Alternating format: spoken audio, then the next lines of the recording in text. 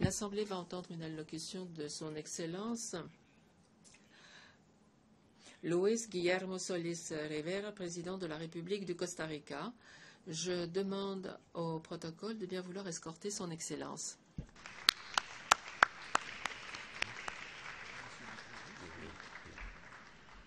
On behalf of the General Assembly, au nom de l'Assemblée générale, j'ai l'honneur de saluer aux Nations unies son Excellence Luis Guillermo Solís Rivera, président de la République du Costa Rica, et je l'invite à prendre la parole devant l'Assemblée. Monsieur le Président, c'est à vous.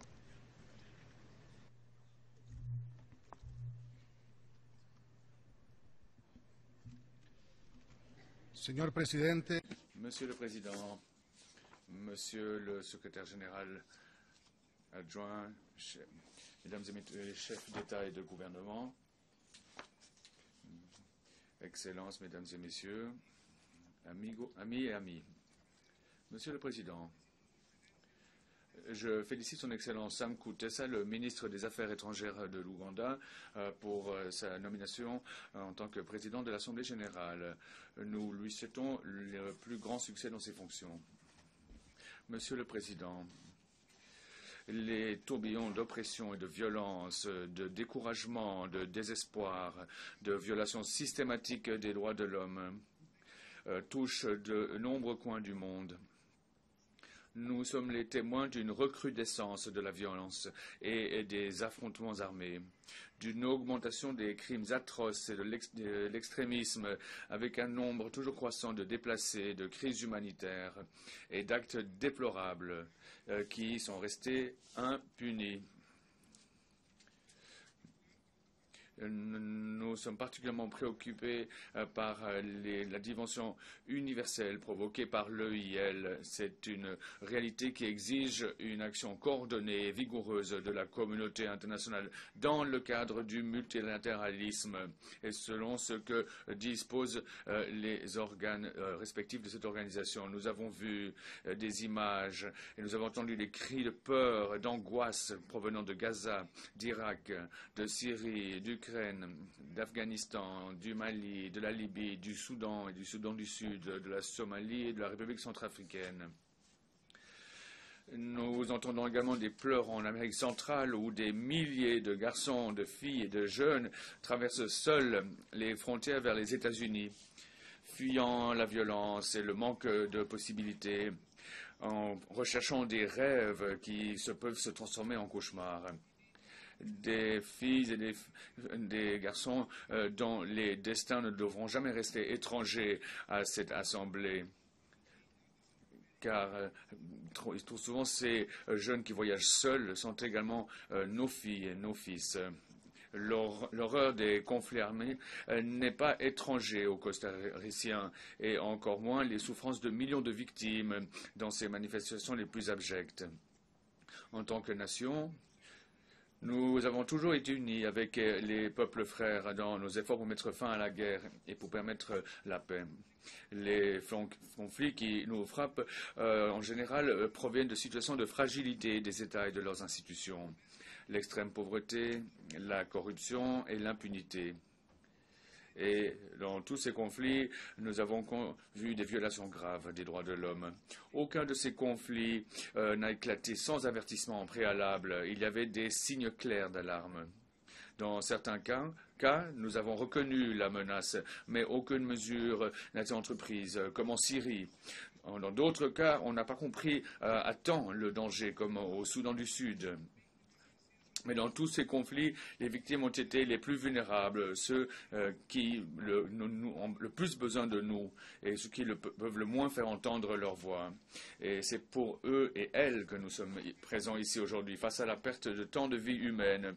Nous devons nous demander si nous avons honoré la promesse solennelle qui a accompagné la fondation des Nations Unies il y a 69 ans de cela. Tous les membres de cette organisation sont-ils en train de s'abstenir de recourir à l'utilisation ou la menace de l'utilisation de la force contre l'intégrité territoriale ou l'indépendance politique d'un autre État? Dans certains cas, oui, et dans d'autres cas, non.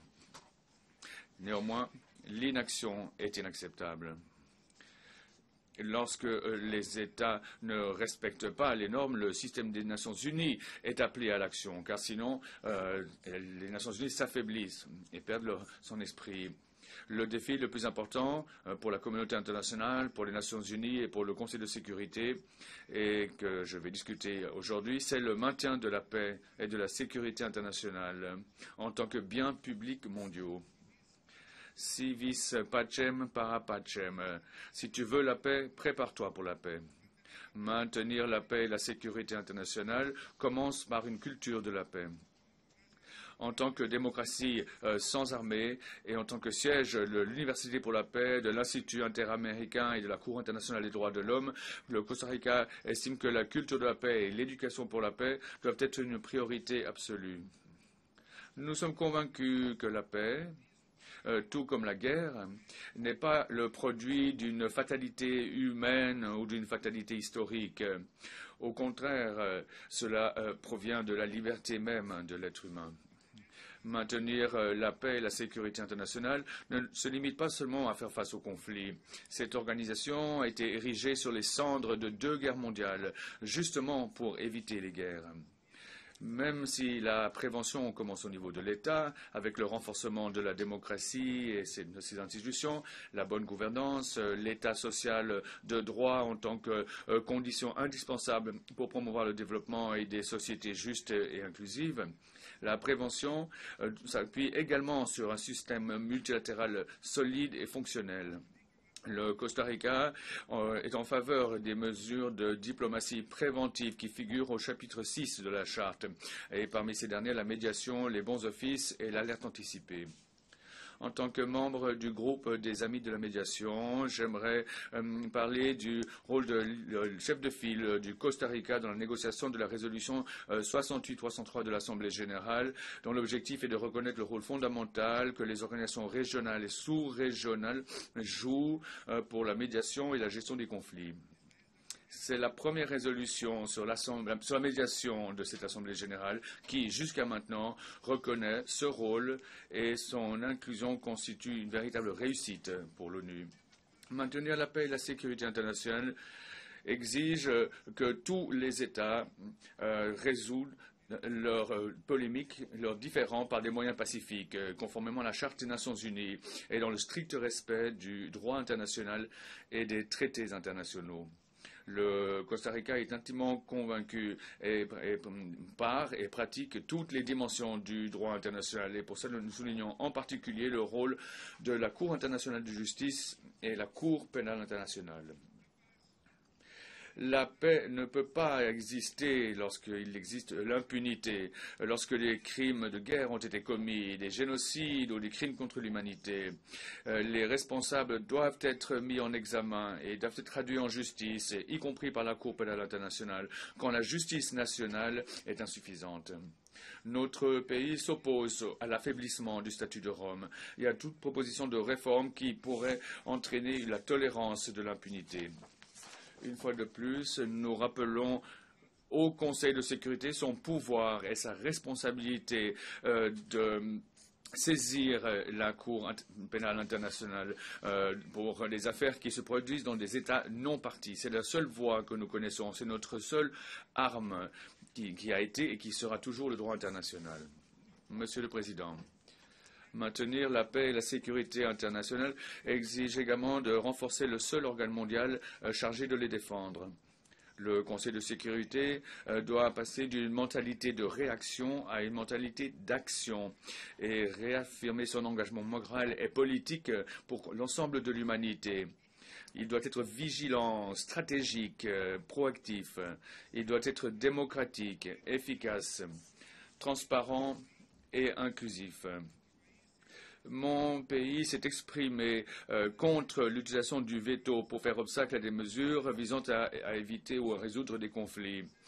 Les Costaricains sont troublés par le fait qu'invoquant le principe de la souveraineté, certains membres permanents du Conseil de sécurité ont rendu impossible son action, son intervention alors que ce Conseil aurait dû éviter, pour éviter que les fleuves ne se teignent de sang, le sang de victimes innocentes.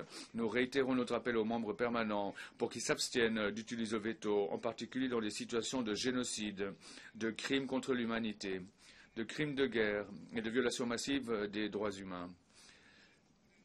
Nous nous félicitons de la proposition française d'un code de conduite quant à l'utilisation du droit de veto.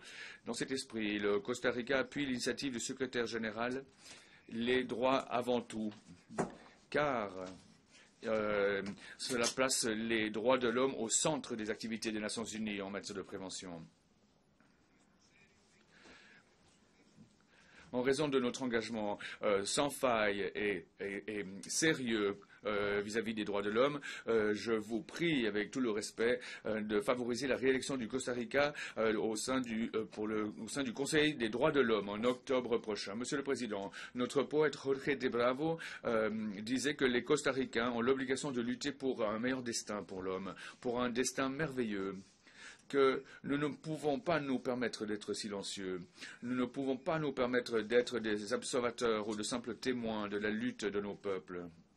À une époque telle que la nôtre, comme disait le poète, être neutre, c'est trahir le destin de l'homme. Fin de citation. Puisque nous ne pouvons pas nous permettre d'être silencieux, nous condamnons les attaques aveugles de missiles de Hamas contre Israël et l'utilisation de boucliers humains, tout comme nous condamnons l'utilisation d'armes de grande destruction lors des opérations militaires des forces armées israéliennes. Nous exigeons le respect du cessez-le-feu et la négociation d'une solution permanente qui permette la coexistence pacifique et harmonieuse des deux États. Puisque nous ne pouvons pas nous permettre d'être silencieux, nous rejetons le transfert d'armes classiques vers les zones actuelles de conflit. En tant que l'un des dirigeants mondiaux dans la négociation qui a mené au traité sur le commerce des armes, une idée favorisée au départ par l'ancien président Oscar Arias Sanchez, prix Nobel de la paix, nous exhortons les États à examiner leurs lois et leurs politiques qui réglementent le transfert et la disponibilité des armes et des munitions, en vue d'éviter que ces dernières ne tombent entre les mains de ceux qui les utiliseront pour violer les droits de l'homme et le droit international humanitaire. Faire commerce avec la mort, être complice des atrocités. Et à cet égard, il serait judicieux de nous poser la question suivante dans cette Assemblée. Quelle est la différence éthique, et non pas légale ou normative, entre faire le commerce des armes qui tuent les jeunes des pays sous-développés et faire commerce avec les drogues qui les tuent également dans les sociétés les plus riches de la planète? Puisque nous ne pouvons pas nous permettre d'être silencieux, le Costa Rica rejette l'utilisation d'armes explosives dans des zones densément peuplées, en Syrie, à Gaza et à l'est de l'Ukraine. Le Costa Rica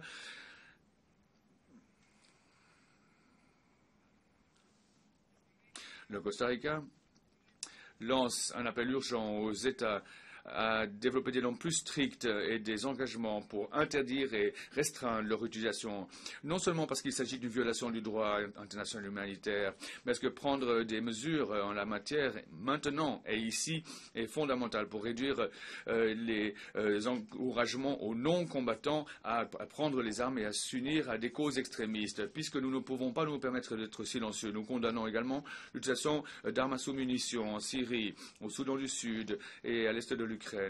En tant que siège de la 5e réunion de la Convention sur les sur les armes à sous-munitions qui a eu lieu à San José du 2 au 5 septembre, mon pays continuera à rejeter la production, la commercialisation et l'utilisation de ces armes. Nous nous félicitons du fait que notre chère Centramérique se soit déjà transformée en première zone exempte d'armes à sous-munitions dans le monde. Et nous réitérons notre engagement à continuer à œuvrer en faveur de son universalisation. Puisque nous ne pouvons pas nous permettre d'être silencieux, nous réitérons notre rejet absolu des armes nucléaires. Aucun État ne doit développer ou posséder des armes nucléaires. Leur maintien et leur modernisation exigent d'immenses ressources économiques et humaines qui sont nécessaires pour faire face aux défis de notre époque, et notamment parvenir aux objectifs de développement du millénaire et les objectifs de développement durable. Le Costa Rica est prêt à négocier un nouvel instrument juridiquement contraignant pour le désarmement nucléaire et appelle les États à honorer leurs engagements en la matière. Monsieur le Président, il n'y aura pas de paix sans développement durable.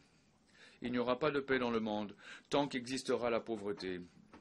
Il n'y aura pas de paix tant que la richesse sera répartie de façon si inégale. Il n'y aura pas de paix alors que nous détruisons l'habitat de nos peuples. Il n'y aura pas de paix tant que de grands secteurs de l'humanité ne se voient pas garantir le droit à l'eau.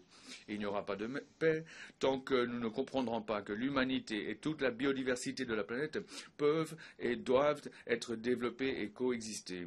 Il n'y aura pas de paix tant que l'on ne garantira pas le respect de tous les droits de l'homme. Et pour tout le monde, tous les droits, les droits civils, culturels, économiques, politiques et sociaux, et en particulier le droit au développement. Parce que nous voulons la paix et nous appelons donc les nations du monde à s'unir au processus de définition d'un programme de développement pour l'après 2015. Dans un an, exactement, cette Assemblée générale devra adopter le cadre qui orientera les efforts internationaux pour parvenir au développement durable. L'ampleur du défi que nous allons devoir relever en la matière est colossale, car nous devons reconnaître avec toute humilité que malgré les progrès, la réalisation des objectifs du millénaire pour le développement ont été pour le moins insuffisants. Je suis convaincu que le nouveau programme de développement durable doit être un instrument orienté vers l'action, avec des objectifs précis, des cibles claires, des indicateurs qui nous permettront de les mesurer, de les surveiller. De plus, ce programme doit être le produit d'un consensus international large auquel nous parviendrons par le biais de processus ouverts et transparents de négociation avec non seulement les États, mais également avec d'autres acteurs internationaux et les organisations de la société civile. Dans l'expérience et dans le domaine, enrichira de façon importante l'accord final. Nous faisons face à la plus grave menace de notre histoire, la survie même de notre espèce. Les actions pour faire face à cette menace ne peuvent continuer à être timorées, bien au contraire. Toute politique publique, nationale et internationale, doit inclure le changement climatique en tant que facteur déterminant. Le Costa Rica se félicite et salue la vision claire du secrétaire général de convoquer au début de cette Assemblée générale le sommet sur le climat. Le moment est venu de faire preuve d'engagement politique pour parvenir à un instrument juridiquement contraignant sur le changement climatique pour 2015. Nous demandons de plus des actions vigoureuses de la part des pays qui ont le plus contribué au réchauffement mondial. Leurs formes de production et de consommation doivent être complètement revues, car ces derniers ont un impact inégal sur la vie des plus défavorisés de la planète, qui sont les plus touchés par le changement climatique. Pour survivre en tant qu'humanité, nous devons inverser cette tendance actuelle. Monsieur le Président, il y a 3 ans, 33 pays ont constitué la communauté des États d'Amérique latine et des Caraïbes, la CELAC. Son programme, son ordre du jour est fondé sur le respect strict des buts et objectifs de la Charte des Nations Unies et du droit international et a comme objectif final la construction de sociétés diverses, équitables, justes et égalitaires, où l'élimination de la pauvreté et de la faim occupe un lieu prioritaire. Je salue les Nations Unies et les membres de ces communautés internationales. Dans un contexte international de tensions militaires et de conflits armés croissants, conscients que la prospérité et la stabilité de la région contribuent à la paix et à la sécurité internationale, les États membres de la CELAC ont déclaré l'Amérique latine et les Caraïbes comme zone de paix.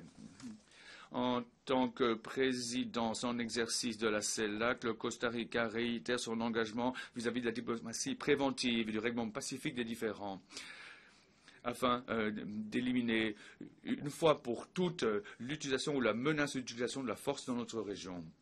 Monsieur le Président, le Costa Rica a confiance dans les Nations Unies pour le maintien de la paix et de la sécurité internationale, pour promouvoir le développement durable et garantir le respect réel de tous les droits de l'homme.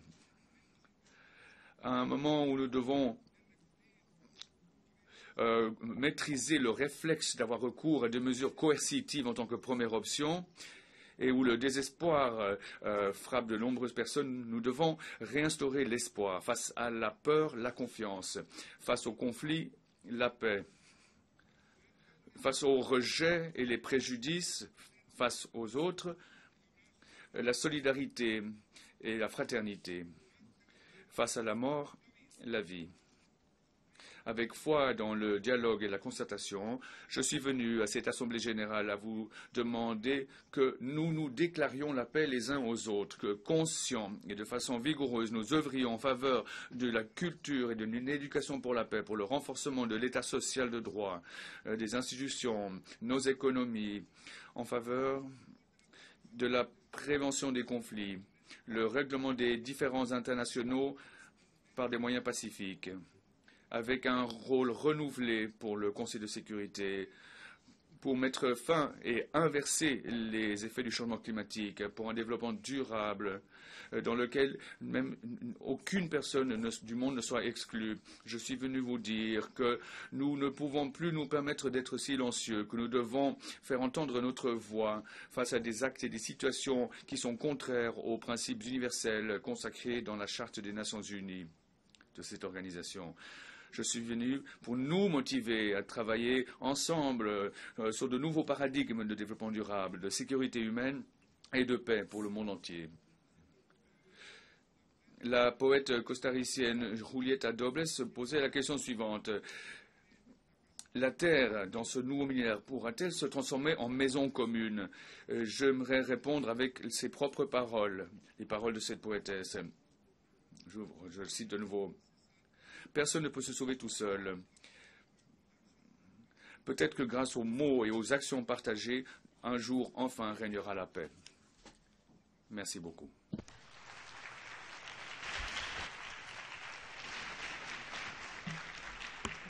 On behalf of the General. Au nom de l'Assemblée générale, je tiens à remercier la présidente de la République du Costa Rica. Je prie les représentants de rester assis pendant que nous escortons le président.